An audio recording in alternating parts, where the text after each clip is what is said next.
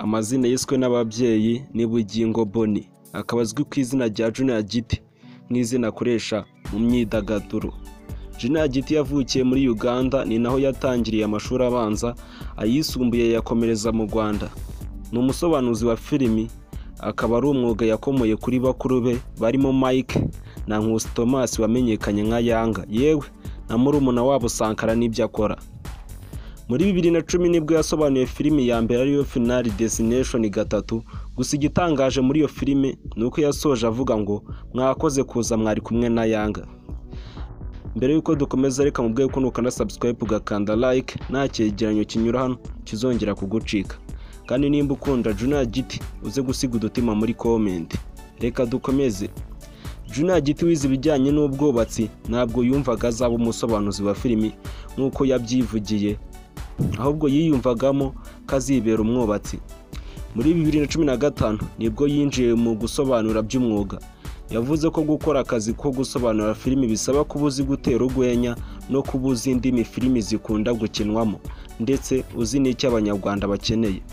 Junior GT niwe wafunguye inzu yacuruzaga filimi zisobanuye yabarizwagamo abasobanuzi batandukanye yitwa Africa Movie Market.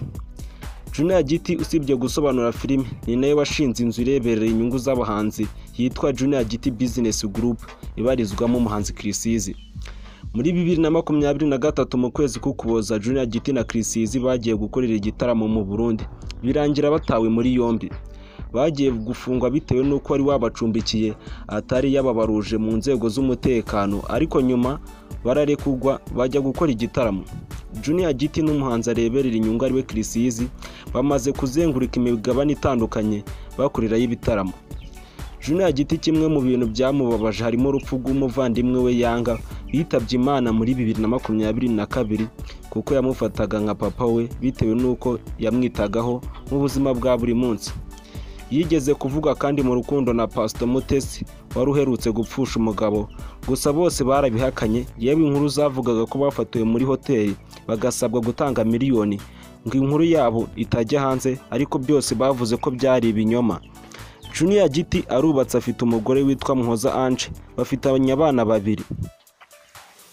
Uyu munsi Junior GT ni umwe mu bagabo bahagaze neza mu myidagaduro nyarwanda. Ibyo ngibyo nkubwiye akaba ari byo waba umumenyeho. Tuganye ku musozi w'iki cyegeranyo. Nimba wagikunze wibuke gukanda subscribe, ukande like. Nimba ukunda Junior GT uze gusiga udutima muri comment. Iyi ni Jean Paul TV Show. Bye bye. Ndabakunda cyane, naho butaha.